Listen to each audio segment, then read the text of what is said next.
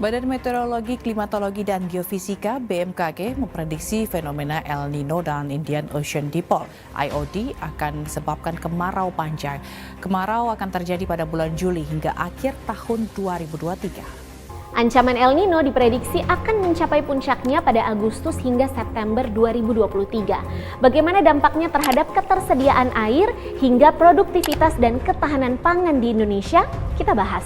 Puncak musim kemarau tahun ini akan lebih kering dibandingkan tahun lalu. Jadi menurut BMKG, pemirsa, puncak musim kemarau diprediksi akan masuk pada bulan Agustus 2023. Nah, yang berbeda dari tahun sebelumnya adalah bahwa puncak musim kemarau kali ini akan dibarengi dengan fenomena El Nino. Badan Meteorologi, Klimatologi, dan Geofisika (BMKG) menyebut 63% atau 439 zona musim sudah masuk musim kemarau dan terdampak El Nino. Tahukah kamu bahwa pertengahan tahun hingga akhir tahun 2023 kita dihadapkan dengan fenomena global El Nino dengan intensitas moderat hingga kuat yang berdampak terhadap lingkungan, pertanian, kesehatan, dan lainnya.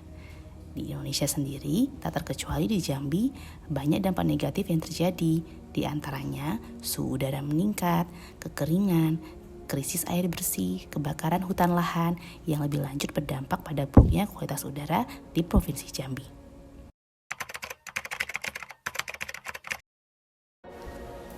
Salah satu unit pelaksana teknis BMKG di Jambi yang melakukan monitoring cuaca iklim dan juga kualitas udara adalah Stasiun Klimatologi Jambi. Bahkan, baru-baru ini, Stasiun Klimatologi Jambi juga baru memasang alat kualitas udara baru terkait komposisi gas rumah kaca sebagai langkah nyata untuk fokus dalam monitoring kualitas udara di Provinsi Jambi. Parameter kualitas udara yang diukur di wilayah Provinsi Jambi menggunakan partikulat meter 2,5 mikrometer yang diukur menggunakan alat beta attenuation monitoring dan dilaporkan setiap harinya. Konsentrasi polutan secara spasial dan temporal bervariasi terhadap distribusi spasial sumber dan pola operasinya, karakteristik polutan, dan dinamikanya terkait dengan penyebaran, pengendapan, interaksi dengan polutan lain, serta kondisi meteorologisnya. Lalu, bagaimana dengan analisisnya? Berdasarkan grafik perbandingan curah hujan bulanan tahun 2023 dengan normalnya, umumnya, tahun 2023 terlihat lebih kering dengan musim kemarau datang lebih awal, yaitu pada bulan Mei dan berakhir menjelang November 2023. Lalu, bagaimana hubungan PM2,5 dengan faktor meteorologisnya? Berikut adalah gambarannya. Partikulat meter PM2,5 dengan suhu udara harian berhubungan linear positif dan berhubungan linear negatif dengan kelembapan udara. Artinya, adanya hubungan saling menguatkan atau melemahkan antara suhu udara dengan PM2,5 dan hubungan berkebalikan antara kelembapan udara harian dan PM2,5. Adapun berdasarkan grafik dapat dilihat bahwa nilai PM2,5 maksimum terjadi pada rentang suhu 28 hingga 30 derajat Celcius dan dengan kelembapan 80 hingga 85%. Jika dilihat dari grafik harian PM2,5, ternyata untuk tahun 2023 umumnya berada pada kategori baik hingga sedang. Kategori tidak sehat terjadi pada musim kemarau, yaitu pada bulan September dan Oktober.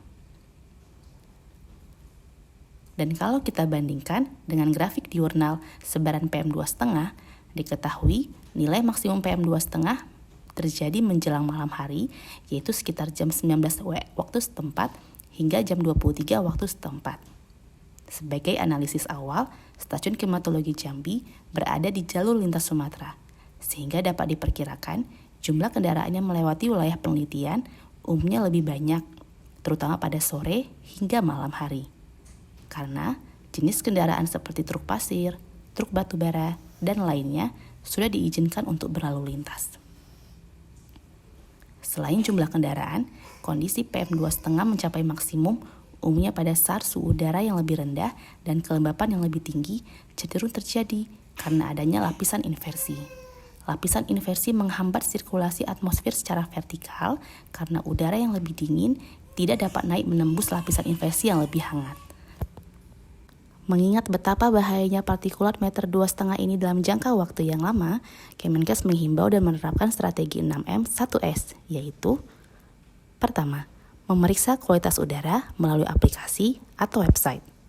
Kedua, mengurangi aktivitas luar ruangan dan menutup ventilasi di saat polusi udara tinggi. Ketiga, menggunakan penjernih udara dalam ruangan. Keempat, menghindari sumber polusi dan asap rokok. Kelima, menggunakan masker saat polusi udara tinggi. Keenam, melaksanakan perilaku hidup bersih dan sehat. Ketujuh, segera konsultasi daring atau luring dengan tenaga kesehatan jika muncul keluhan pernafasan.